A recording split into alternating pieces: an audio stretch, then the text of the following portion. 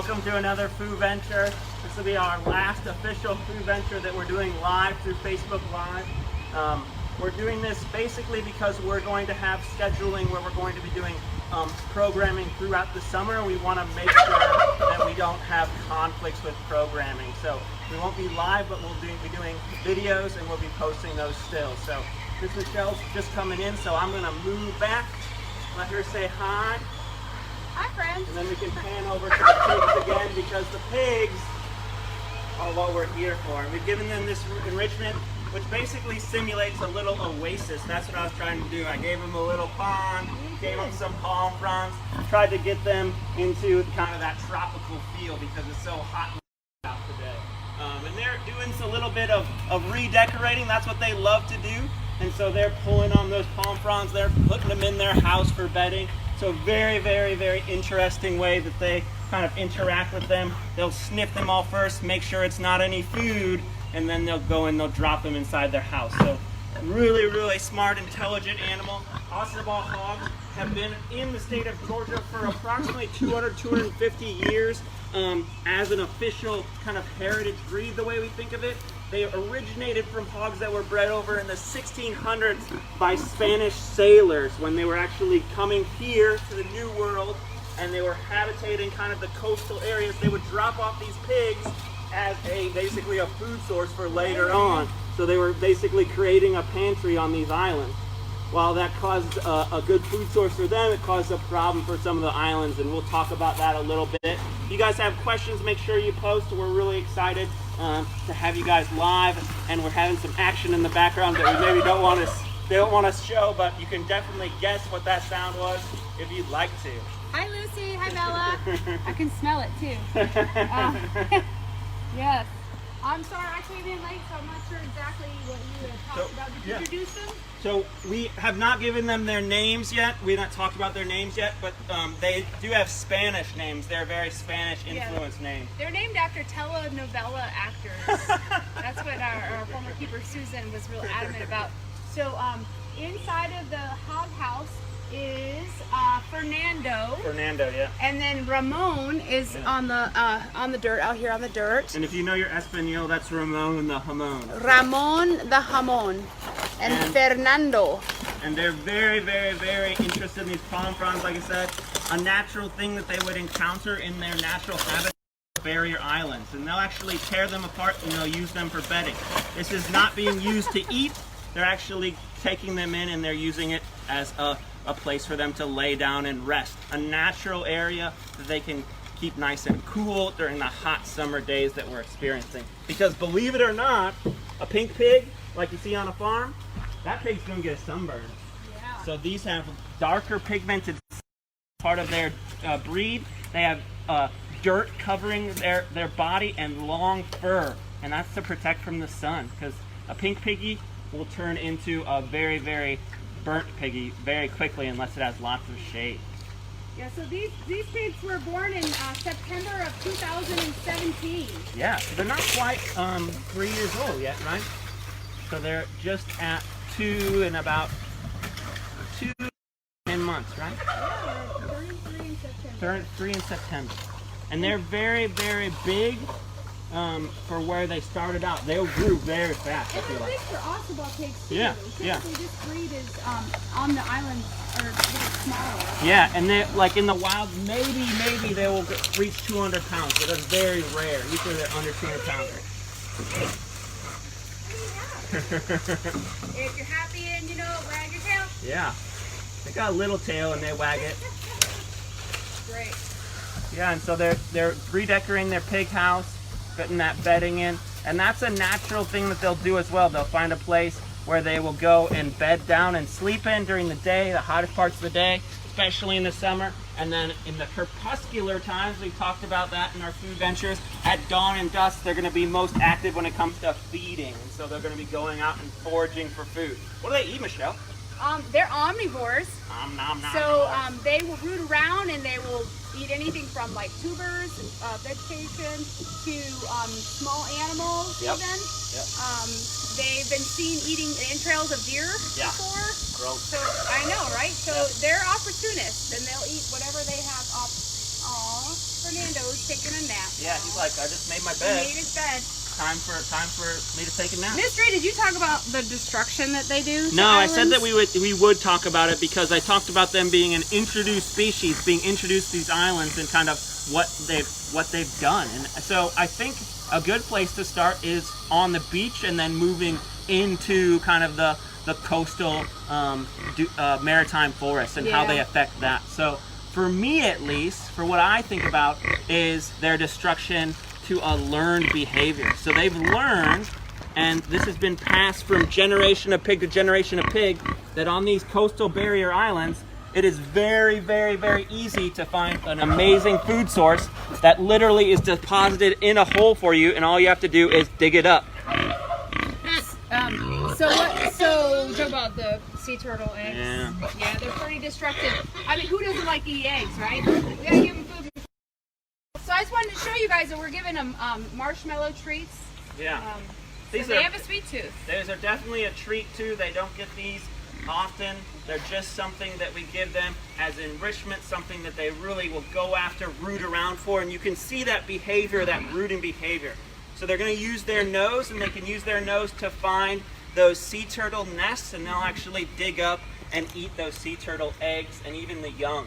It's really important to remember that they do have an invasive effect on these islands ecosystem, and they do have a bad reputation as being a really horrible invasive species because of their rutting behavior and because of their predation. Yeah. Normally in the wild, where we find wild pigs, a pig eating a nest full of turtle eggs is very, very rare. That's not something they do. But on the barrier islands, not a lot of food. And they have to become very, very adapted to living in these very harsh environments. And so they will eat anything they can come across. And they've learned and they've taught their young to find lots and lots and lots of eggs from the sea turtles.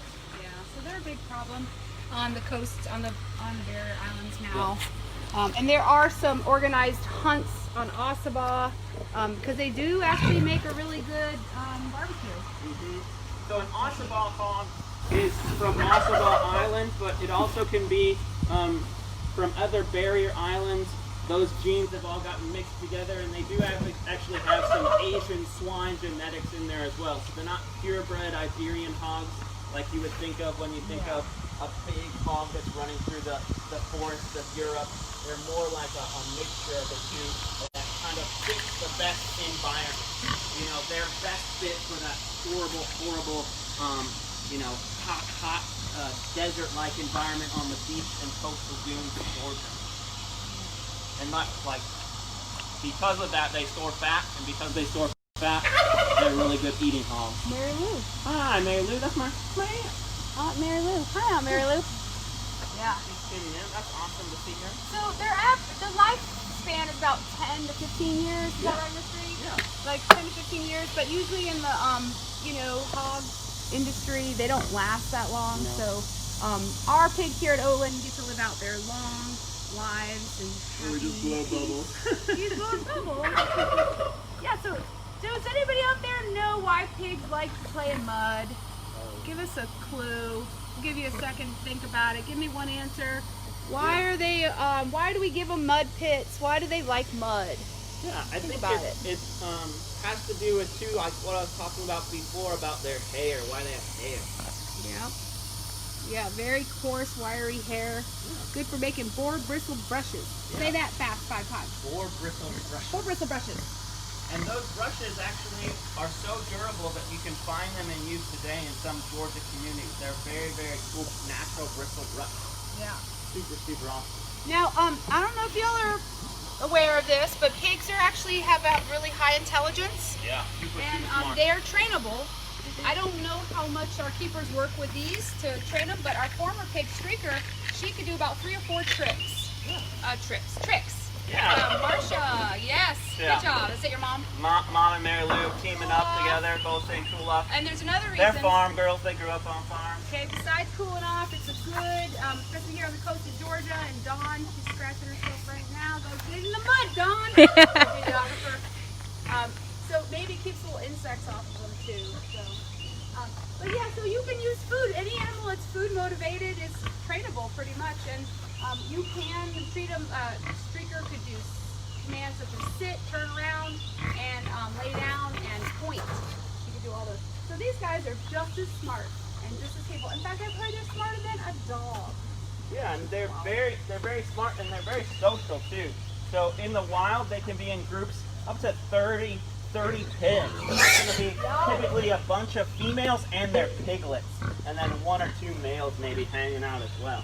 And piglets are going to be a lot of piglets. Yes.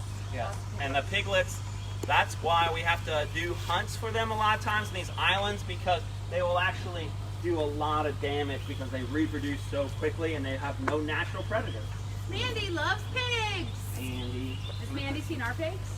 Is it Mandy's person of yours? Or? It might be Mandy from Iowa. Mandy? Is it Mandy from Iowa who loves pigs? Mandy Mo. Mandy? I'm not sure. Yeah, pigs are super sweet. Super sweet little animals. Yeah, and I think that they're really interesting too in the way that their body is shaped, because they have this kind of like really low to the ground kind of bulldozer type effect. So they use their nose to dig in the dirt, and they flip it's like up. A plow. Yeah, it's like a plow. It's exactly like a plow, and they flip the dirt up, and you'll actually see them going and traveling in a line and grabbing up lots of food that they are coming in contact with. Their nose is always working. Not the greatest eyesight in the animal world, but very, very, very good sense of smell. And maybe they can even smell underwater. It looks like he's trying to smell underwater. Yeah. You're gonna take a little bit. You're gonna take a little. I really wanted them to lay down in it, but they haven't done that yet, and that's kind of making me sad. Oh, they might, Miss Reed. Just give them some time. They're just so excited about all the new changes in their exhibit. Yeah, so the new exhibit is kind of probably new to a lot of people that have visited Oatland. This was done by our maintenance crew and then an AmeriCorps group that was here, Elm 1, so they worked on this exhibit. And then we also did some to the barnyard, around the cow exhibit and things like that too. Oh yeah, a lot of exciting things for y'all to come back and see here at Oatland Island. Miss Michelle, our co-workers are tuned in too. Tim and Pam Kay's here. Well, hello. They love the pigs Who too. would like a marshmallow? Put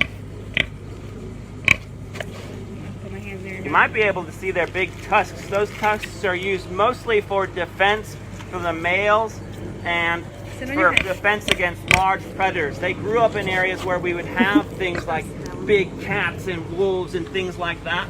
But then they've been introduced to areas where there's no natural predators, and so they don't really have to worry about it. So those big tusks aren't necessarily going to be used for fighting off a predator, more for fighting off other pigs and territorial disputes. Yeah. Yeah, so their nose, Mr. Reed and I have talked a lot about carnivores or animals that have long snouts and how it improves olfactory, their sense of smell. And you might be aware of this, but actually in France, they're one of the main jobs for some pigs are to find super something cool. in the forest, a delicacy that's super expensive to buy. They people forage for them too, right? Yeah, does anybody know what it is out there? Yeah. And it's not chocolate. But it's a kind of chocolate. But it's like a not a dessert though. No, it's more savory than sweet. We're just stalling, so you have a chance because there was a little delay, and we're giving you a chance to answer us. But yeah, in France, the farmer will go out for something with this pet pig. Yeah, and they're really weird. They're like in the ground, and the pig finds them with their nose. Yep. And digs them up and for the farmer. Said, stop. For me. Because they're money. Lucy, you got it. Yeah, Lucy knows truffles. And truffles are very expensive, and they're hard to find for a person, but pigs can find them right away because they're a delicacy for pigs as well as for us. I think Lucy, you need to be an honorary naturalist here, and we can hire you to volunteer and do some work with us. Yeah, because you've watched every episode. You've watched every episode, and you already know so much, so we're grateful. We're very grateful that you're such sweet little Bella. Yeah, that you're such a tuned-in visitor. So, are we going to go see another animal? Yeah, so we can go and visit the coop. I was thinking. I talked about visiting the fowl, and then we'll finish with the goats and the sheep. Awesome. So we might have to speed it up because I've been jabber. Yeah, pigs are awesome. Hi, Charlotte. It's my Charlotte. I miss you. Okay, we're going to come this way. we're gonna go look at some fowl, and not like fowling community like we talked about. F-O-U-L. Although, like something that would happen this if one's a Adam is foul full. This one makes fowls all the time because if you go in there, he'll come after you. Well, some people. This is a turkey. Yes.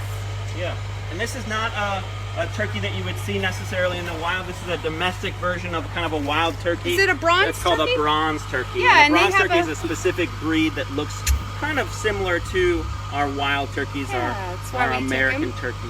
He is displaying right now. He's got a lot of hormones going through his body because if you can see, his face will change color, and his snood, which is the red dangly thing over his top of his beak, that's called a snood, S-N-O-O-D. It'll change. It'll get hard and rigid or long and loose and when he gets excited. Yeah. So he is showing off, displaying. He's turning purpley blue. Yeah, and Beautiful. that big tail fan makes them look big, displays to females that they can get all the nutrients that they can. They can pass on those good genetics. So really cool display. Birds are kind of always in an arms race over who can get the best and the biggest and the brightest and the most beautiful feathers. And you hear him drumming with his feathers. Yep. He's making that sound. That's also a breeding display. And then And then there's a beard. I don't know if you see the beard hanging down. It's kind of in the wiring, but turkeys' beards are on their chest. Yeah, and that beard is really, really cool. It's really not, it looks like fur or hair, but it's actually feathers. Modified feathers. Kind of that works. It's like a feather that doesn't shed, which is super, super, super weird. Like we have molting typically in birds, but the beard doesn't molt and continues to grow throughout the life of the bird.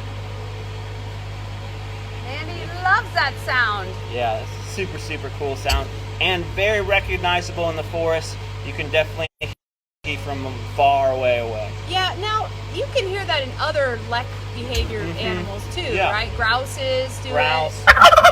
All of our types of kind of our prairie grouse and our sage grouse will do it. Ptarmigans will do it. Rough grouse will do it. So they're really cool that have these open display and attract a bunch of females. Let's move. Yes. If you have a baby turkey, what's it called, Miss Green?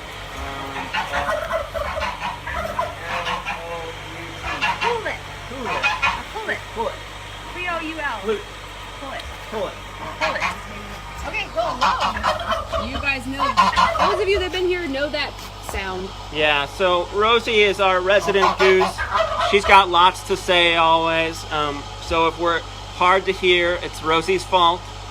Rosie is a female goose. We do get eggs from her, and they're about almost 3 times the size of a normal chicken egg. And she is going to be really, really protective of that egg, so we have to always give her space when it's laying time for her. Otherwise, she likes to grab us with her beak, and that is no fun at all. Next to Rosie, kind of to the right, we've got some of our hens. Our hens are a type of jungle fowl. We like to represent different breeds of chickens in this area, and so there's lots of different breeds that we come across, but this one specifically was actually very common, and it is actually closest related to the wild chickens that we would find in kind of Asia, and where they would come from when they came to the New World. And so they're like a jungle fowl is what they call them. Really cool chickens. The Kellogg's rooster. Yeah, hens is in the general. jungle fowl. Yeah, hens in general are going to be our laying females, right? And then we have our rooster, and I don't know why he's not showing his face right now. He's in here. He's sitting on eggs like a nice rooster. What? That's super weird behavior. Oh my gosh. Yeah, that's why we love him. He's so sweet. Our rooster boy is very, very nice with all of his hens. You can get mean roosters a lot of times, but he's super nice and super handleable, and we use him for programs. So we like to say thank you to Hey Hey as much as possible. Hey Hey. Right in front of you guys, you might be able to see Domino our duck. And Domino is a really, really pretty duck. I always think she's the cutest duck. She's not always so sweet, though. She's not always so sweet. She can be a little sassy sometimes. She's a little sassy girl. But she will, not to humans, but she to will, other birds. she will kind of beat up on the hens if they're getting out of line. She kind of keeps everything in line. That is so weird that he's doing that. That's a weird behavior from Rooster. Oh yes, we always forget. Hey Hey is actually from Wormslow. So we always like to thank Wormslow for giving us Hey Hey because he's such a good boy. He's such a good boy. He's such a good boy. Huh. Hey Hey. Hey Hey. What kind of breed is he? I can't remember what exactly he is. I think he's just like a Rhode Island Red or something like that. That's what I would guess. That's what it looks like. Yeah. Yeah. That's what he looks like the most. You never really know with chickens. They got weird genes mixed up all over the place, but that's what he looks like. So I have 2 hens and they're the exact same species, but one lays really white eggs. Or they're the exact same breed, but one lays really white eggs and one lays really brown eggs. Super weird. My favorite are ones that lay blue eggs. Blue eggs? Yeah, and they're usually smaller too. And they're really cool. So it's come in all shapes. Hey, lots of variation. One of my favorite facts is about chickens. What? Is when you go to the grocery store, you buy a dozen eggs and you crack them open and you look at the yolk. Yeah. The color of the yolk is more intense, like a darker, deeper yellow, if they've been eating insects. These are insectivores. And if you're in a grain lot or if in a PAPO, combined animal feeding operation, they may just eat grain their whole life, and they're going to have paler colored yolk. But if they're getting to free range and forage and eat the insects and scratch around, they're going to have a darker colored yolk. So it's kind of fun. Better fats too. Better tasting. Better tasting because more fat. More fat. But the good fat. Yeah. So just think about that. And you can always support farmers and that let their animals free range. That's always the best thing to do, right? Go to your farmers markets, find a friend. 5? Like Don. 5 hens, 1 rooster as far as the total count per chicken, I think. Yeah, 5 hens, 1 rooster. Yeah. Possibly. Yeah. Alright. So, with that being said, did we ever answer our questions about the pigs? Yeah, truffles. Truffle-a-trees. Not truffle-a-trees. Truffle mushrooms. That's something different. Yeah. There was another question I asked you about mud. I said, yes. Yeah. We Bugs. said for Bugs, though. We did say. Bugs. Okay. Just want to make sure I'm covering my bases. Because, you know, insects are bad. And we, in Chatham County, have, like lots of things that can help with that. Like, people put poison out. People spray poison out of helicopters. Does that happen on Ossiball? Nope. No. So there's lots more insects on a barrier island than we do have on our little Chatham County. Is that a question? Why is the turkey by himself? He's not. He used to not be, but then we had to put him in timeout. So that's why. So that's why we have such a wide, lots of options for Dividing separation, and separating. so that keep Because everybody happy and healthy. sometimes the turkey is just my boy. Because he's got spurs and he's not. Well, he also goes through his hormonal cycle. Yeah. He does what turkeys do. That's what turkeys do. Yeah. He's just reaffirming it with us. Did you hear him? Yeah. All right, let's go on another stroll Goats. and see that Rue and Finnick. Rue and Finn. Angora goats. Ooh la la. Hi, Joe. Hi, Jubilee. Soldier Joe is the best donkey world. Soldier Joe. You know what you would like? I know what you would like. Was named Cody, and he was pretty awesome. There you go, buddy. Did you hear that, Michelle? Who? That donkey that I knew that was named Cody. No, I didn't know Cody. You didn't know Cody? You never met him? He lives in northern Georgia. Never met him. You've never met Donkey Cody? Oh. Oh! I got me! That was a good one. Don Quixote. Don Quixote. Want to let them out or not? You can if you want to, or just come to the edge and we can go inside. So, we have two very special boys here. Their names are Rue and Finnick. Rue is browner in color, light, a little bit, not browner, just a little darker shade. Finnick is more white. And they're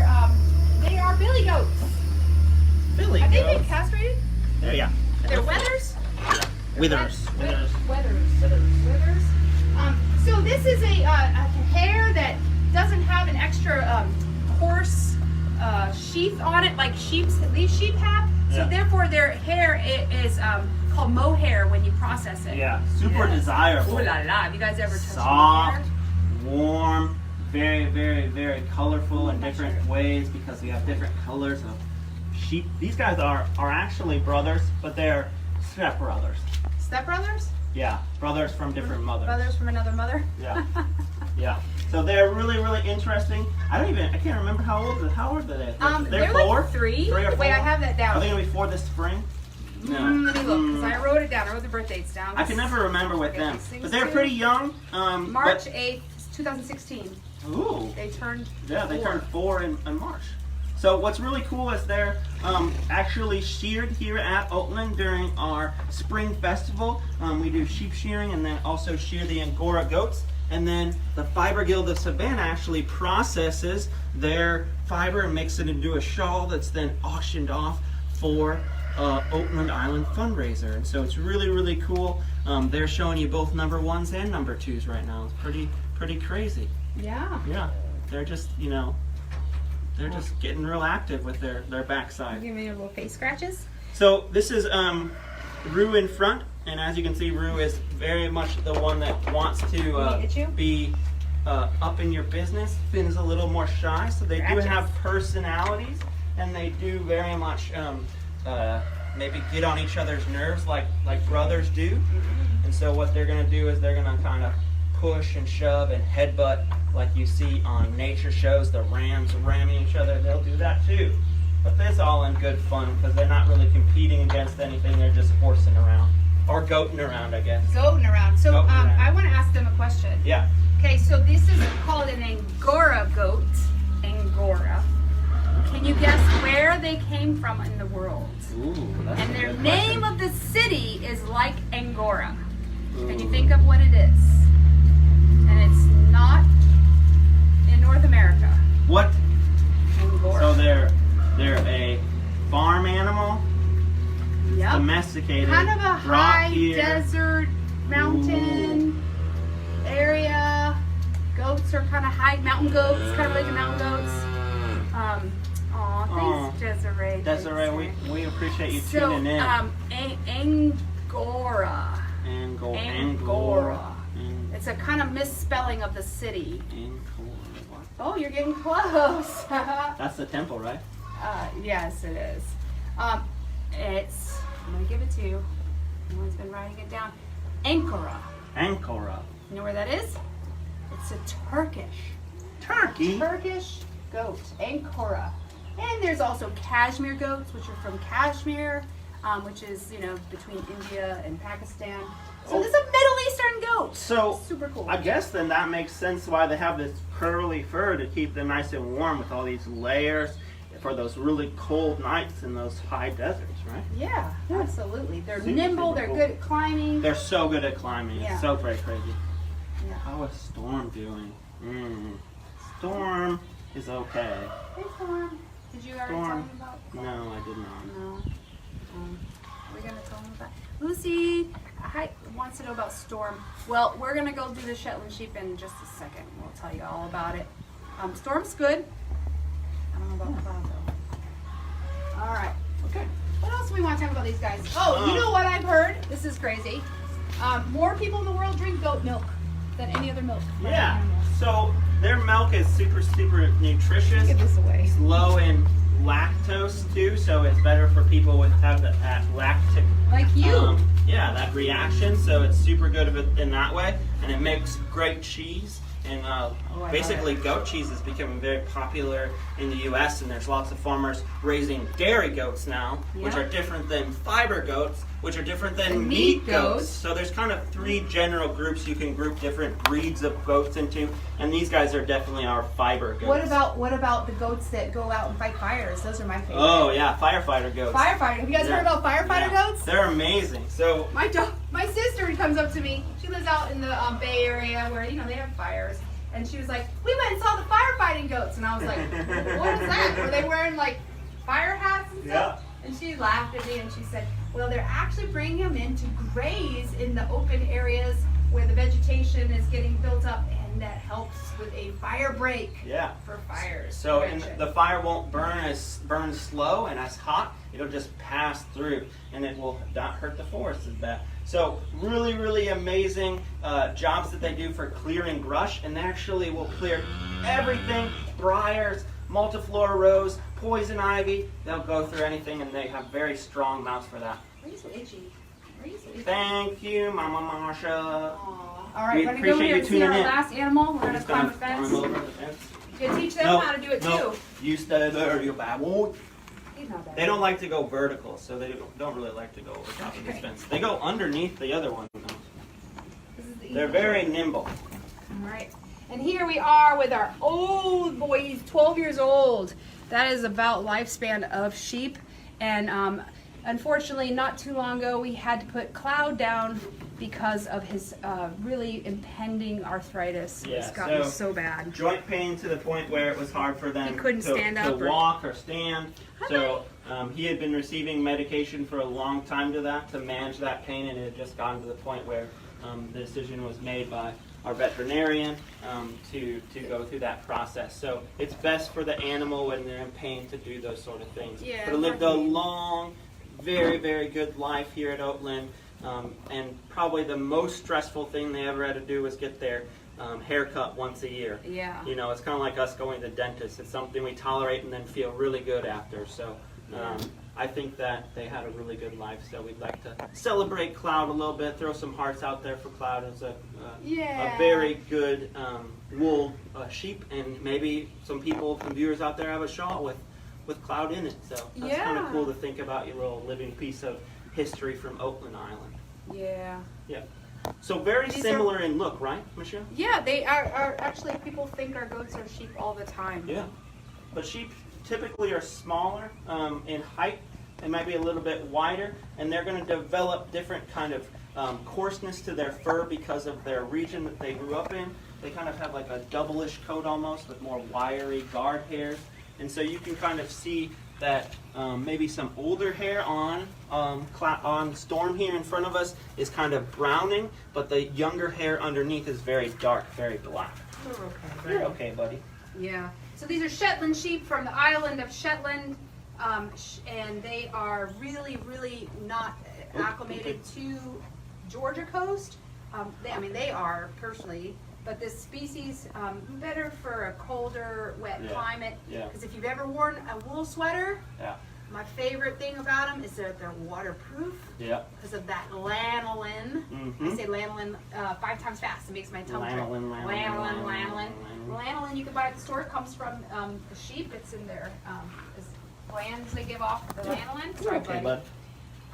But makes them waterproof, and so there's nothing better than a wool sweater in the cold winter. Love my wool sweaters. Yeah, and socks. A lot of people think that fur is just a covering and that it's a layer that keeps us warm. It's like the denser the fur, the better. But a lot of times, what we're forgetting is that it's actually the air that the hair traps. And so having curly, dense hair that has pockets of air between, your body can warm that air up, and it gives you really good insulation. And so that's why when we weave the goat sweaters, we want to make sure we don't really do a super, super tight weave, because we want it to stay a little fluffier and trap that air and keep us warm. And people also get worried about these animals in the hot, hot summer. But you have to realize, too, that their body temperature runs at about 102 degrees Fahrenheit, something in that area. Yeah. So when you're wearing insulation on 102, he's staying 102 degrees. Yep. Yep. And so it might be actually a little hotter than the ambient air sometimes. Yep. So you don't always feel like we always personify animals and how they feel based on how we feel and our temperatures. And but we went almost 5 degrees less of a temperature than them, so it's gonna feel real warm when we throw on a wool sweater. Yeah. Real warm. Yeah. Absolutely. Yeah. And I love my wool socks. It's probably my favorite article. Well, you want to know, King Henry VIII had Shetland Sheep wool socks. So they've been around for a very long time. This breed has been utilized by humans. And these two breeds, both goats and sheep, were one of the first animals domesticated. Yeah, and that's why we have so many different breeds. I think if you are really interested in these type of animals, a really cool site to visit is the Heritage Breed Center, and you can search on there all the different types of breeds that are starting to disappear as kind of we lose those little kind of farm families that raise a specific type of goat or specific type of sheep for their area. So heritage farms are trying to pop up to reserve those breeds and preserve those breeds and those genetics. So super cool to look at all the different types and sizes and shapes and characteristics that they do, like fainting goats. Those are crazy. Yeah, so we've got food we can feed out to end with. I know the goats are definitely getting hungry. We'll let you guys watch them feed a grazing kind of. You put it in your bowl, dude. Right there. And so this is something that they eat that gives them all the nutrients and vitamins they're going to need. But then they also graze on hay, and they'll get some grasses and stuff from when they walk around their enclosures, and a larger goat corral that we put them in the evenings. They kind of rotate through that. So if you guys got any questions, be sure to post them. We'll be checking back on this video. If you got any questions for us now, kind of our last questions, maybe about anything, because we're wrapping up this live series. Again, like we said before, we will be doing videos and we will be posting them to Facebook. We just won't be doing them as much with Facebook Live because we're starting to do programming again. And that programming, we don't want to interfere with our 11 o'clock Wednesday and Friday schedule. Yeah. Cheryl from Pennsylvania. Cheryl from Pennsylvania. I heard that in Pennsylvania, that all of the goats have like longer legs on one side because of all the hills. So when they're standing, that they don't roll down the hill. You didn't hear about this? No. It's like when they want to get to the top of the hill, they actually have to walk around the hill in a circle to get there because they can't. I don't know about mystery sometimes. It's just very hilly there. That's what I thought. I'm waiting for a joke to come. Well, I mean, some people have one leg longer than the other. Why couldn't they have one leg longer than on both sides? On both sides. Ah! Right. He's being feeling frisky. Well, thank you so much for watching us, especially all of you that have been regulars and watched all these programs. We're super grateful for supporting Friends of Oatland, for supporting Oatland Island. We are really excited to open our doors again sometime, and we will hope to see you immediately as soon as we do. Yeah. We have lots of cool things to show you. Yeah, and we're going to be posting more interactive things on Facebook, so go over the Oatland Island Wildlife Center Facebook, and maybe Foo will actually cross-platform kind of share it too, so we'll get some interactive activities you can do for your summer education to keep curious and keep interested and keep loving nature. And if you are have a birthday party coming up or someone's birthday, you can always shop at the Friends of Oatland gift shop. Yeah. And it's online now. Check it out. And it's got free shipping, so you just pick what you want, pay for it, and you will get it delivered to you. Pretty Rather awesome. you come in and be open, but that will happen too eventually. Cool. So thank you so much, friends. We miss you. We hope to see you very soon. Yeah. Stay safe, Mom.